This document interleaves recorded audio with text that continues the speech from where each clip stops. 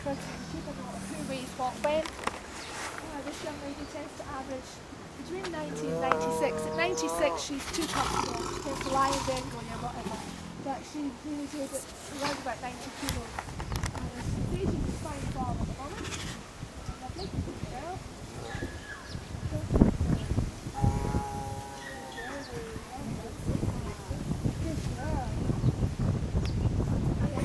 If she lets Rokan come to feed, you'll find that Rokan's more than 20 kilos heavier than her. He tends to sit around 110 to 115 kilos, which is an excellent weight for him.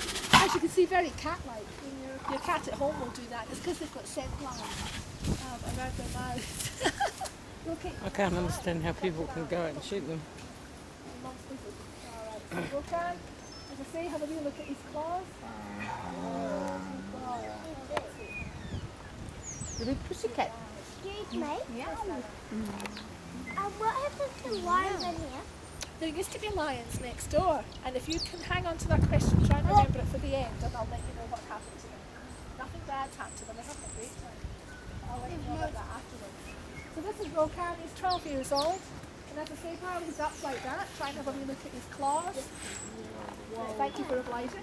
Oh, I've never seen those claws. Good boy. And you can also see as well that they're quite different in their markings. Tigers, Sumatran tigers, as a female, they generally look something similar, but just typical like our fingerprints. Each one is quite different. So you can see that he differs from her insofar as she's much lighter. She's got much more defined markings. The reason Rokan is on a mixed diet, he's got a rather special medical history. He got some damage to his esophagus when he was much younger. So I didn't think I've got something similar, but he's unable to cope with chunks of meat and small bones. Damage also. A piece of hair stuck in his throat. So basically, I suppose he was choking. While he was at the zoo or no? He was here, he was born here. Yeah, okay. And the records showed that he became unwell very quickly, went downhill very quickly. They had to knock him out, trying to establish what was wrong. He was a blockage. He was essentially choking. The fact of that being stuck in the act of then removing it would have caused damage. And as you know, scar tissue tends to go back kind of lumpy, a little bit bigger than the original skin. And so the threat was that it might close up the esophagus. He had several operations at the time. They put a balloon type thing down his throat and expanded it to stop the scar tissue from closing the gap, which was successful to a degree. She's given it, oh, llama. No, darling, you can't have one. I've asked that section, but they won't give me one.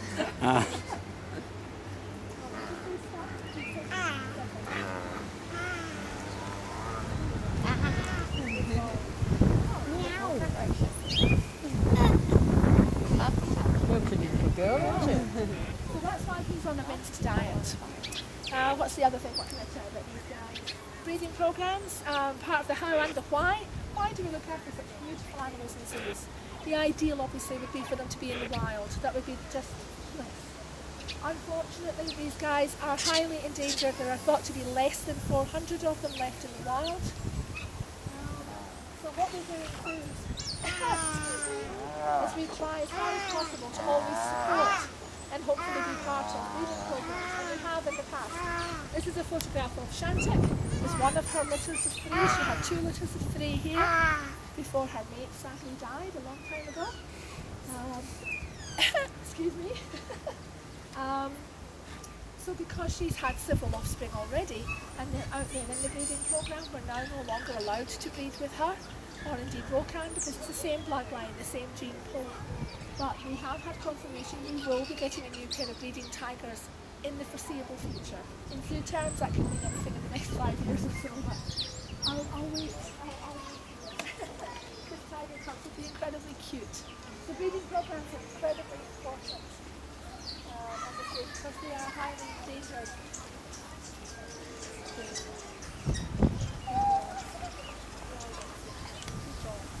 The reason they're highly endangered, a lot of you might be aware that they are poached, but poaching isn't the biggest problem. The biggest problem for these guys is loss of habitat.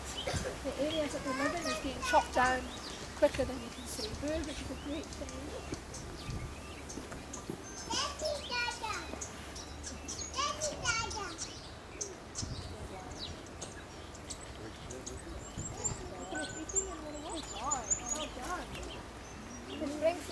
final, why do we look after them in zoos? So obviously we're very concerned about the problems that face them and the fact that they're in danger. So what we're trying to do is let them know the problems that face them and what we can do to help. Even here in Wellington, we can help any of those animals whose numbers are declining because of loss of habitat. The Forestry Stewardship Council, if this logo is on a product that you buy, a wood product, whether it's furniture, raw wood, or even paper. If you're buying paper for your computer or for drawing, you can buy reams of paper that have the FSC logo on, and what that does is it comes from an area that is sustainable. It's an area that they manage and does not adversely affect any of the animals that you might find in the zoo. So Asian animals, for instance, the tigers, the sun bears, the red panthers, all very badly affected by deforestation. So if you could buy FSC, excellent, that would be cracking. So, well, me and my pathetic voice are going to wind up there, but I'll hand through them a little bit more, and if you've got any questions about the tigers or anything else you've seen in the zoo today, please feel free. I'm happy to hover for a wee while. Turn up the light, guys. So thank you very much for listening to my squeak. And you wanted to ask about lions. Is that the same question, or you got a different one? What if the tiger dies? What if he dies? Maybe second. Sadly, that is a part of looking after animals in zoos, yes. Shantik is 16. She's not quite an old lady yet. She should live for another 3, 4, maybe 5 years. And so assuming they stay healthy, that won't be a problem for a while. But hopefully we'll then replace them with other tigers, because people like to come and see them. Is that what you meant? When we get new tigers? Yeah? And then you asked about the lions. Yes. Can you remember the lions next door, do you? You've seen them before? Yeah? The 2 male lions? Yep. So we did have 2 male lions next door, and as I said, they're having fun. They're away on a working holiday.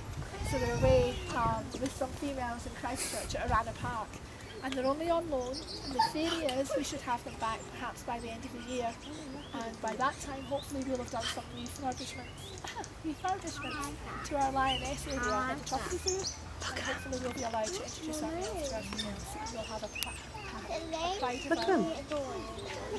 Oh, sorry. Okay. You go. No, you go ahead. Go ahead. Look at him, George. I've been here for 20 minutes.